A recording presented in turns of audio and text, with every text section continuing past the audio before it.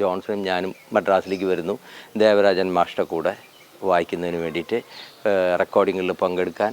അവിടെ ജീവിതം ആരംഭിച്ച കാലത്താണ് നമ്മളിതേപോലെ ശ്യാം എന്ന സംഗീത സംവിധായകൻ വളരെ ബിസിയായിട്ട് റെക്കോർഡിങ്സ് നടത്തിക്കൊണ്ടിരിക്കുന്ന സമയം ഒരു വയലിനിസ്റ്റ്, ഒരു സംഗീതജ്ഞൻ എന്നുള്ള നിലയ്ക്ക് അദ്ദേഹത്തിൻ്റെ ഒരുപാട് റെക്കോർഡിങ്ങുകളിൽ ഞാൻ വയലിൻ വായിച്ചിട്ടുണ്ട്.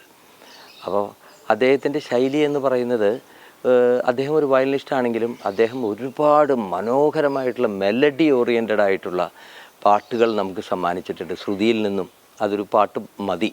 അദ്ദേഹത്തിൻ്റെ ആ വയലിൻ്റെ ആ ഒരു പ്രത്യേകത. ജോസഫ് സാർ എന്ന് പറഞ്ഞാൽ അദ്ദേഹം മലയാളിയായിരുന്നു, പക്ഷേ അദ്ദേഹം ബോൺ ആൻഡ് ബ്രോട്ടപ്പ് ഇൻ തമിഴാണ്. അദ്ദേഹമാണത് വായിച്ചിരുന്നത്. അദ്ദേഹം ഇന്ന് നമ്മളോട് കൂടി ഇല്ല. പിന്നെ ഈ ശ്യാം സാറ് MS വിശ്വനാഥിൻ്റെ പാർട്ടിയിൽ വളരെ അദ്ദേഹത്തിന് ഇഷ്ടപ്പെട്ട നല്ലൊരു വയലിനിസ്റ്റ് ആയിരുന്നു എന്ന് കേട്ടിട്ടുണ്ട്. അന്ന് അത് വളരെ സീനിയറാണ് അദ്ദേഹം, അതുകൊണ്ട് നമ്മൾ അദ്ദേഹം വയലിൻ വായിക്കുന്നതൊന്നും അധികം കണ്ടിട്ടില്ല, പക്ഷെ കേട്ടിട്ടുണ്ട്. അപ്പോൾ ഒരു വയലിനിസ്റ്റായിട്ട് സംഗീത സംവിധാനം ആരംഭിച്ച് എനിക്ക് അദ്ദേഹത്തിൻ്റെ ആ ഒരു ശൈലിയോട് എനിക്ക് വളരെ വളരെ പ്രത്യേകമായിട്ടുള്ളൊരു താല്പര്യമുണ്ടായിരുന്നു. അദ്ദേഹം നല്ല നൊട്ടേഷൻ കാര്യങ്ങളൊക്കെ, അതായത് പ്രത്യേകിച്ച് ബാക്ക്ഗ്രൗണ്ട് സ്കോർ, അദ്ദേഹത്തിൻ്റെ ബാക്ക്ഗ്രൗണ്ട് സ്കോർ എന്ന് വെച്ച് കഴിഞ്ഞാൽ അന്ന് ഏറ്റവും നന്നായിട്ട് ഏറ്റവും കൂടുതൽ പടങ്ങൾക്ക്, അതായത് വലിയ വലിയ സംവിധായകരുടെ IV ശശി, ജോഷി തുടങ്ങിയ എല്ലാ സംവിധായകരുടെയും പടങ്ങൾക്ക് ഇദ്ദേഹത്തിൻ്റെ ബാക്ക്ഗ്രൗണ്ട് സ്കോറിന് വേണ്ടി കാത്തിരിക്കും.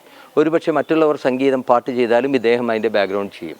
അപ്പം അത്രയും കഴിവുള്ളൊരു വ്യക്തിയാണ്. അപ്പം അദ്ദേഹത്തിൻ്റെ ഈ ഒരു 50 വർഷം തികയ്ക്കുന്നത് ഒരുപാട് സന്തോഷം. അദ്ദേഹത്തിന് ഇനിയും ദൈവം ആയുരാരോഗ്യ സൗഖ്യങ്ങൾ നൽകട്ടെ എന്ന് പ്രാർത്ഥിക്കുന്നു. നന്ദി.